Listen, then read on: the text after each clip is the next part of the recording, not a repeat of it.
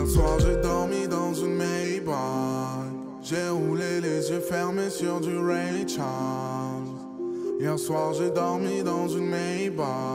Dinos, bienvenue sur Bouscapé. On va commencer par une question un peu relou. Ouais. T'as mis extrêmement longtemps à sortir finalement ce Baumal. Ouais. Est-ce que tu peux expliquer à tes auditeurs qu'est-ce qui s'est passé exactement dans ta carrière, tout ça? 3 ans, c'est pas si long que ça, frère. Hein, c'est pas Ouais, si si long on que ça. compare à Detox, mais si on compare à Joe. Il y a eu des aléas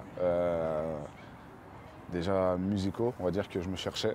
J'avais besoin de grandir musicalement et humainement aussi. Et ensuite, tu sais, il y a eu tout le schmilblick avec Def Jam, etc. etc. Et c'est essentiellement ça. C'est moi de mon côté musical et le schmilblick avec Def Jam. Et ça a fait un gros pataquès. Voilà quoi. Alors du coup, comme tu as dit, ça t'a aussi permis de te trouver artistiquement. Ouais. Par exemple, pour ceux qui te connaissaient à l'époque juste post-Rap Contender, c'est clair que ça n'a plus aucun rapport avec ça. Du tout. Hier soir j'ai dormi dans une Maybach. J'ai roulé les yeux fermés sur du Ray Charles. Hier soir, Et j'ai dormi donc je voulais dans savoir une comment ça t'était venu à la fois. On peut parler du côté instru, Ouais. qui est vachement plus planant. Ouais. Toi-même, tu t'es un peu mis au chant et tout. Mhm. Sans abuser de l'autotune d'ailleurs, félicitations. Merci, c'est sympa. Et donc ouais, comment ça t'est venu tout ça? Bah, je pense que c'est un mélange de ce que j'écoute, de ce que j'ai toujours aimé, de ce que j'ai toujours voulu faire. Et surtout, pendant ces 3 ans, je me suis entraîné à faire beaucoup de choses. Ça veut dire que j'ai essayé de sortir, on va dire, le meilleur de ce que j'ai réussi à faire.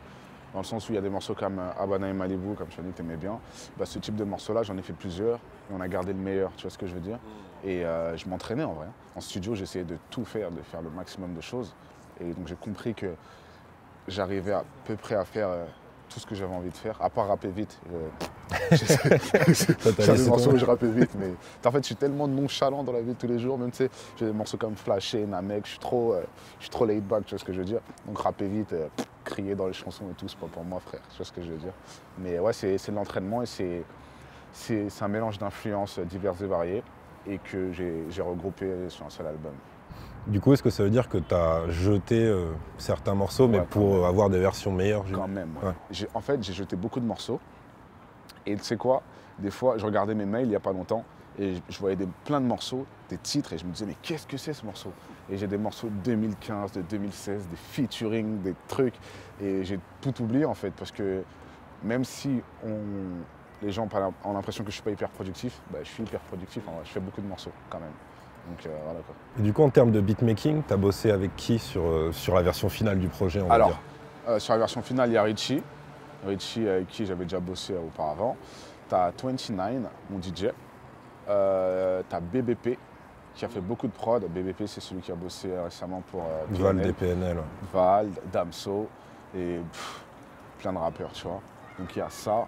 Et c'est ceux qui ont fait la colonne vertébrale de l'album. BBP et 29. Je crois que tu as 5 prods de BBP et 4 de 29, un truc dans le genre. Et après, tu as d'autres beatmakers qui m'ont envoyé des prods par-ci, par-là, etc. Et ce côté, on va dire, un peu planant que tu as sur pas mal de sons de l'album, ça pareil, c'est venu, on va dire, de ta nature au micro, ou c'était volontaire au bout d'un moment de ta part? C'est ma nature au micro. Okay. Ce qui était volontaire, c'est d'avoir une sorte d'éclectisme. Mais le côté planant, c'est juste que je suis un mec laid back dans la vie, frère. On se comprend. Ça se voit que je suis cool, frère. Tu vois ce que je veux dire? Et en vrai, ma musique, elle est comme moi je suis dans la vie de tous les jours, tu vois. Et en fonction de mes humeurs, ça peut varier, tu vois. On peut bouncer ou planer ou peu importe, mais dans tous les cas, ça reste laid back, tu vois ce que je veux dire? Donc c'est ça. Alors l'autre différence en termes de texte, Ouais. c'est que tu as un petit peu lâché le côté purement punchlinovitch. Ouais. C'est-à-dire où c'est vrai que tu avais une époque où en tout cas tu envoyais beaucoup de freestyle. Ouais. Et on pouvait presque avoir l'impression que tu forçais la punchline pour mais avoir j'étais un toutes les connard. deux mesures. Ouais, mais j'étais un connard. J'étais un enculé même. J'étais un enculé. Parce que j'ai écouté certains morceaux de moi où il y avait des punchlines, ma gueule, je peux pas te mentir. Même moi, je me disais, mais non, poteau. Mais ouais, non, là, en fait, tu sais quoi? Je me suis dit, j'en ai marre de faire des punchlines, j'ai envie de faire des citations, peu importe comment tu vas appeler ça. Mais la punchline, ça m'a fatigué en fait. J'ai juste envie d'écrire et dire ce que j'ai sur le cœur. Et faire des punchlines pour faire des punchlines, ça m'intéresse plus. C'est pour ça que j'ai enlevé le punchlinovitch, parce que pour moi, c'était une époque révolue, tu vois. Et en plus, c'est des punchlines que, tu sais les comptes Twitter de rap et tout, ils aiment bien ressortir avec une photo de toi. Moi, genre, la seule fois que j'ai pris une bonne résolution, c'était sur un écran LCD. Tu sais, des trucs comme ça où tu te dis, ben non, cousin.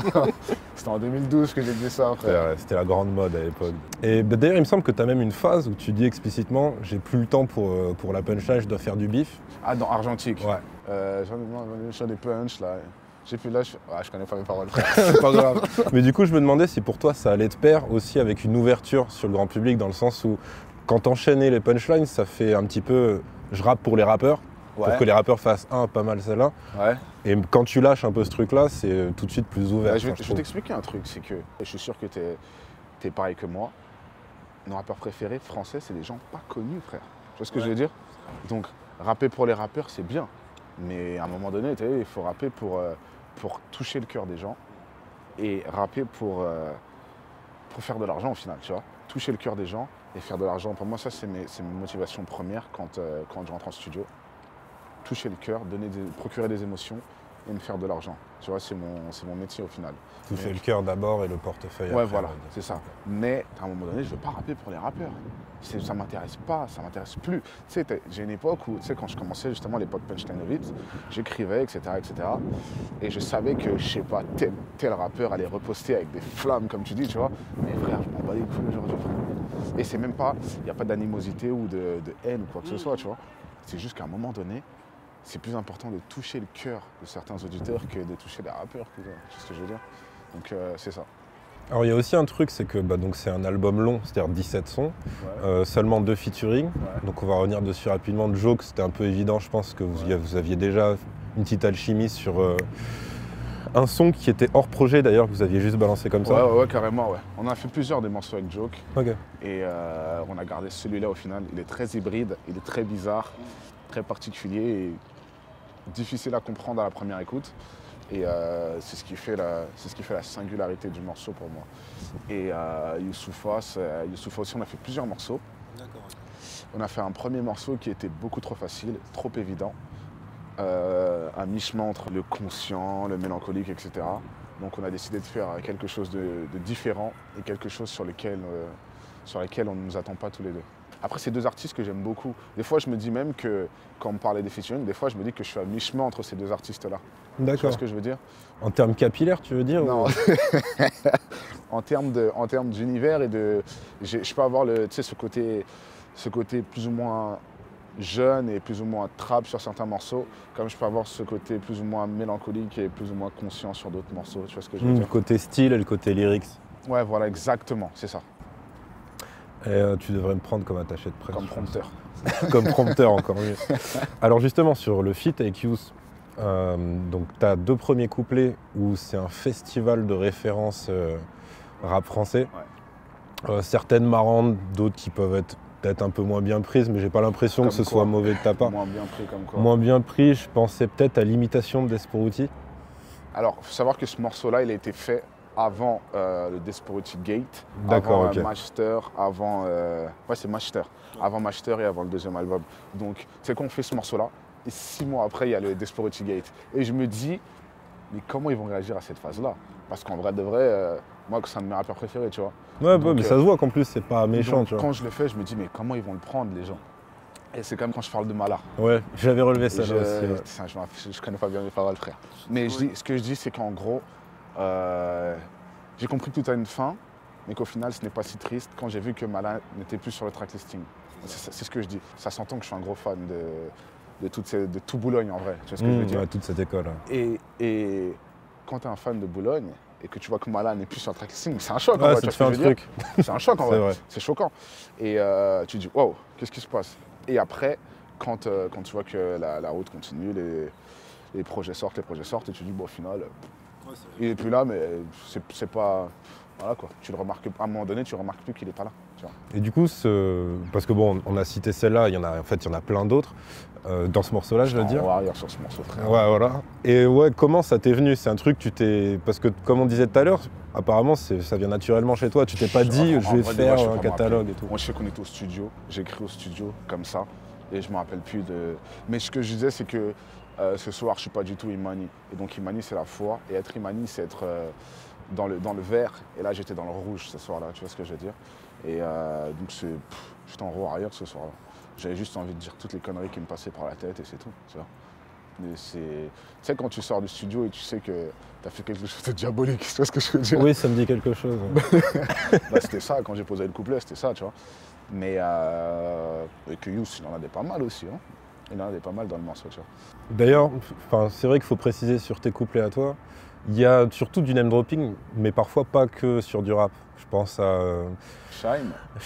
Ah oui, alors, Shaim, c'est là que je me suis dit, il l'a écrit il y a longtemps. Parce que la punch, elle tombe et tu fais, ouais, ça date quand même cette histoire de Shaim qui se casse la gueule. Je sais pas. En fait, c'est possible. Mais je pensais à Rachida Dati, effectivement. Rachida Dati. J'ai plus de pire que la gosse de Rachida Dati. Ouais. Très, très sale, celle-là. Ouais, il est sale, ce coup. Alors ensuite, moi, pas parler resto, si toi, pas parler levrette. Non, si toi, pas parler doggy, pardon. C'est ta vision de la parité. Non, attends. On va parler resto, si toi va parler de... non, c'est de l'ego trip, hein. C'est de la connerie. Non, c'est de l'ego trip. Je suis pas, en plus, je suis plus ou moins galant. Plus ou moins galant. Donc non, c'est juste l'ego trip. Alors c'est vrai que maintenant qu'on en parle sur Donne-moi un peu de temps, qui est un petit peu le morceau, on va dire, le plus sentimental, si on peut dire comme ça. Helsinki, frère. Helsinki, mais c'est plus la déception amoureuse, Helsinki, tu vois. Donne-moi un peu de temps, je l'ai même pas écrit. Ouais, si, c'est vrai, il est sentimental. C'est vrai, c'est vrai, c'est vrai. Et donc, t'as la phase, elle me dit qu'elle veut m'enlacer sans jamais s'enlacer ni voir le temps passer. Alors autant ça sonne super bien, mais du coup, vu qu'il y a eu un laps de temps, j'imagine, entre l'enregistrement et la sortie, en fait, Jazzy Bass l'a sortie entre temps. Sérieux? Ouais, presque exactement la même. Il dit quoi, lui? Sur les chemins, il dit un truc du style on s'enlacer sans s'enlacer, sans jamais s'en passer, un truc comme ça. Ouais, la vie est ainsi faite. Après, c'est le truc d'écriture. La vie est ainsi faite.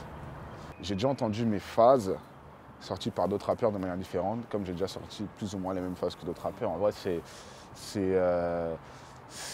ça arrive en vrai. Ça arrive de penser à la même punchline ou même des fois, j'ai déjà entendu des trucs que j'ai écrits et un mec qui sort un morceau genre 3 mois avant avec cette phase et je me dis ah ouais mais non t'es relou frère, tu m'as gâté là. Tu vois ce que je veux dire? Donc c'est la vie frère. J'ai pas eu le temps de naître, pas eu de dents de lait. Ils sont pas dans le coup, alors pendez-les. Je reviens dans le jeu, j'étais pas endormi, j'étais juste prendre l'air. Alors après c'est vrai que outre cet amour du rap français qui transparaît au fil des références, où tu te dis ouais, il se force pas parce que sinon il aurait fallu qu'il aille chercher des trucs, parce que là on parle, il faut préciser qu'il y a des trucs un peu actuels, que ce soit Malab ou Booba, mais tu as aussi des trucs à l'ancienne comme la FF avec Luciano, la phrase reprise de la Secret Connection et tout. Ouais. Et tu dis ouais en fait ce mec se bute au rap français. Non mais en vrai de vrai, moi le rap français ça m'a niqué. Quand je dis ça m'a niqué, c'est même pas genre... c'est même pas un euphémisme, ça a niqué mon adolescence, ça a niqué mon enfance, ça m'a niqué le rap français.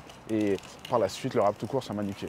Bah, tu vois, Oumar, mon manager, quand je parle avec lui de ce qu'il a pu produire, de ce qu'il a pu faire et tout, on parle comme si on était en même temps, comme si on bossait sur ces projets-là en même temps, tu vois ce que je veux dire? Et il me parle de cycles, on faisait One Beat, nanana, le freestyle du jeudi. Je lui dis, oh, mais si, je me rappelle le jeudi quand Fred disait ci, Fred disait ça, bah oui, je l'ai vécu, tu vois ce que je veux dire? Moi, j'étais le genre de connard qui, pendant les Planètes Rap, j'ai déjà appelé ma gueule, tu vois ce que je veux dire? Pour freestyler? Heureusement qu'ils m'ont jamais décroché, tu vois. J'avais 12 ans, je crois que j'ai appelé un Planète Rap. Ah, ils m'ont jamais répondu. Et, mais non, mais ça m'a niqué mon rap français. Ça m'a niqué ma race. Je peux te sortir des morceaux qui, même à l'époque, avaient 1000 vues ou je sais pas quoi, mais je peux te ressortir des trucs. Ça m'a niqué, littéralement niqué le rap français. Littéralement niqué. Et c'est vrai que même pour des références qui sont presque hors rap, t'arrives à glisser du rap dedans. Je pense à On graille comme Dooms et Adele. Tu sais, même moi je me suis dit, on ride comme Dooms et Adele. Ouais. Après je me suis dit, attends, ah mais oui, ok, Dooms de l'entourage avec Adele. Et je me suis dit, ah ouais, donc même à ce point-là, tu suis quoi. Ouais, bah après, on suit plus ou moins tout ce qui se passe, hein, ouais, en vrai. Et que Dooms et Adele, je suis désolé, mais quel couple, frère. Je trouve ça extraordinaire, tu vois. Donc j'étais obligé de shout-out ce couple-là, tu vois. Donc, voilà. Et c'est vrai que donc à part, on va dire, ouais, cet amour du rap français, t'as le thème de l'amour tout court qui était peut-être un truc, qui sera peut-être un truc qui va surprendre tes auditeurs, parce qu'avant c'était peut-être moins, vu que t'avais pas de projet aussi long, c'était peut-être moins présent chez toi.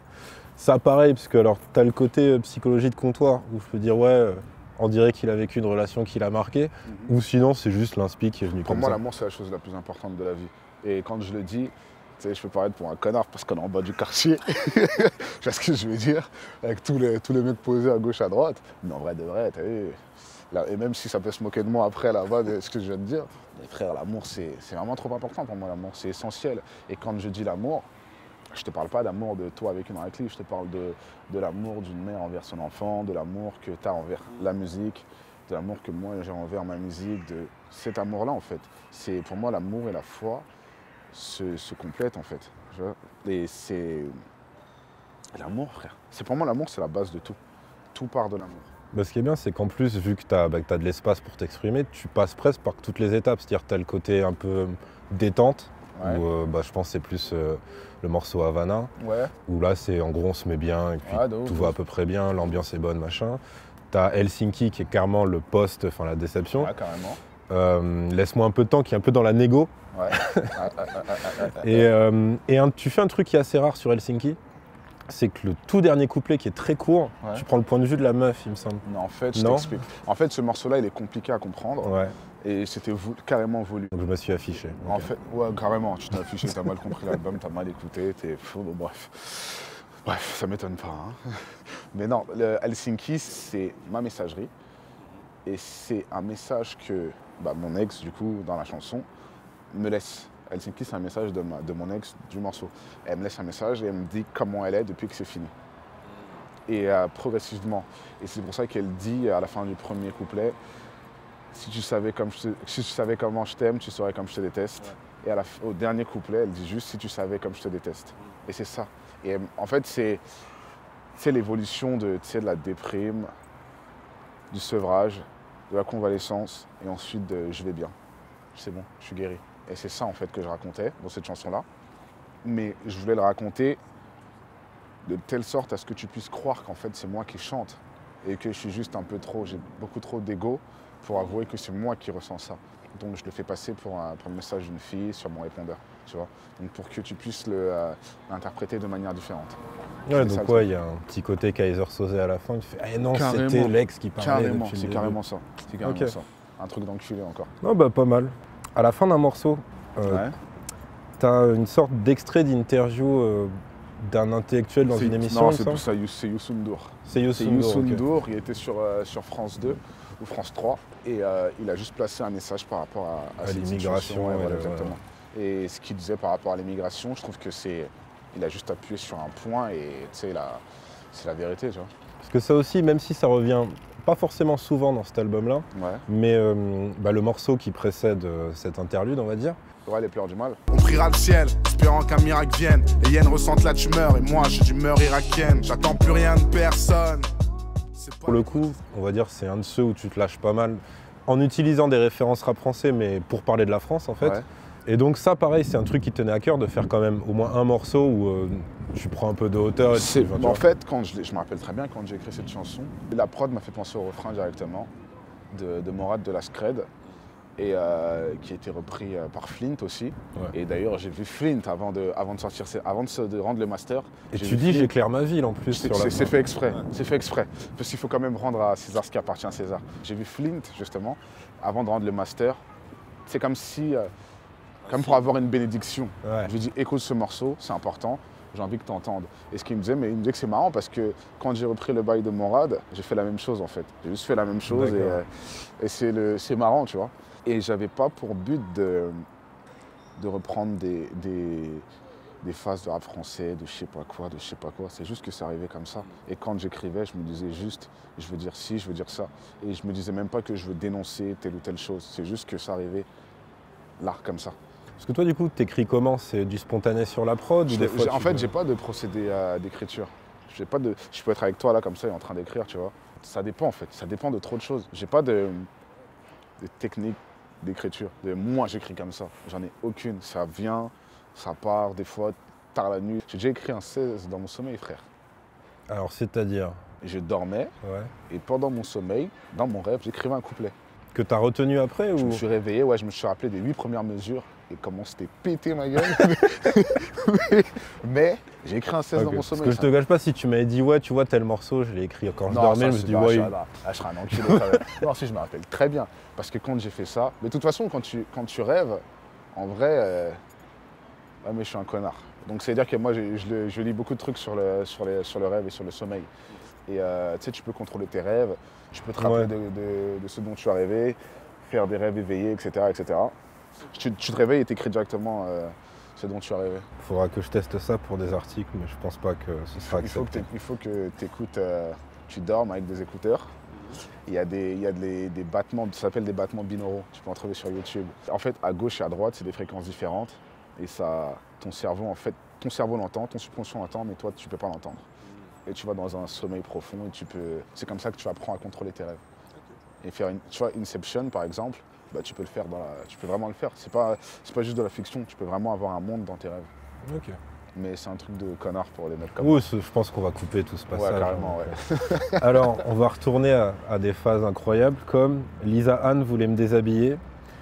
Ce ne sont que des faits, j'ai rien inventé. Alors, si tu peux me préciser, donc... Bah, c'était une vidéo en 2013 ou 2014 d'Elisa Anne qui disait Dino Punchlinovich et elle disait qu'elle aimait beaucoup ce que je fais et que d'autres choses, elle disait d'autres choses un peu plus noires. Hi, I'm Lisa Ann. And I'm Nikki Benz. And we love Dino Punchlinovich. And his new album. In fact, I want to get down and dirty with you, Dino. I hope you get this. Et du coup, il y a eu une prise de contact après ou pas du tout? Et du coup, au vu de la conjoncture économique actuelle, je pense que la politique d'austérité n'est pas la meilleure des choses. Ok. Alors du coup, toujours en parlant de ça, tu dis aussi « pauvre, je l'ai été ». Ouais. Mais tu l'es toujours, non? Grave. Parce que, voilà, quoi. Regarde où on a la cité, frère. Hein. Après, pauvre, je l'ai été, ça va, j'ai plus d'argent qu'à l'époque, tu vois ce que je veux dire. Mais pauvre, je l'ai été, c'était en mode, comment je le dis en plus, c'est marrant que tu sortes cette phrase-là, parce qu'on la répète trop cette phrase en ce moment avec Oumar, Dossé, etc. C'est que quand je le dis, pauvre, je l'ai été dans la chanson, tu sens que le mec il ment pas, tu sens que c'est la vérité. Ouais. Et quand je le dis, t'as l'impression que le mec il a juste sorti sa tête de l'eau et que là il doit sortir son corps de l'eau, tu vois ce que je veux dire? Ouais, je vois. C'est ça que ça veut dire. C'est genre la galère est finie maintenant. Ouais, un peu. Genre l'eau elle est là. Elle était là, mais c'est bon là. Je respire un peu. Et ouais, en plus, c'est marrant parce que, presque, j'allais dire, tu te crames toi-même parce que 4 morceaux plus tard, tu dis pour assurer ma banquière, je lui dis que je suis presque célèbre. T'as vraiment des galères avec ta banquière du coup? Non, ça passe non, du tout. C'est juste, comment dirais-je, c'était juste j'avais ce truc de presque célèbre. De presque. Je suis dans le presque. Tu vois, donc après Imani, il ne faut plus que je sois dans le presque. Je dois être dans le vrai. Imani, c'est juste l'étape qui me permettra de quitter le presque. Tu vois. Je suis pas dans leur truc de rap game, je suis pas dans les trucs de première semaine, de ceci, de cela. Je m'en fous, moi, je suis à la cité, frère, je suis cool, tu vois ce que je veux dire? Donc, je suis dans mon monde et voilà. Mais je suis encore dans le presque, malgré tout. Et je dois juste trouver le moyen de sortir du presque. C'est ça. Et je me demandais, même si maintenant c'est une expérience qui remonte dans ta carrière, si malgré tout, l'expérience Rap Contender, ça t'avait un peu ouvert niveau écriture, dans le sens où c'est quelque chose où pratiquement à chaque mesure, tu dois punchliner en sortant soit une vanne, soit une référence inattendue, soit un truc très percutant. Ouais. Je me disais, est-ce que tu as l'impression, consciemment ou pas, que ça t'a quand même aidé? Non, pas du tout. Non, Rap Contenders, c'est le quartier, le Rap Contender. Ici, là, c'est de la vanne. Ici, mais ici, frère, ici, il y a des mecs, les mecs là-bas, tout ça, là, c'est des mecs qui sont limite plus forts que moi, mais ils savent pas rapper, les mecs, tu vois ce que je veux dire? Mais ça fait que clasher toute la journée, en vrai, tu vois ce que je veux dire?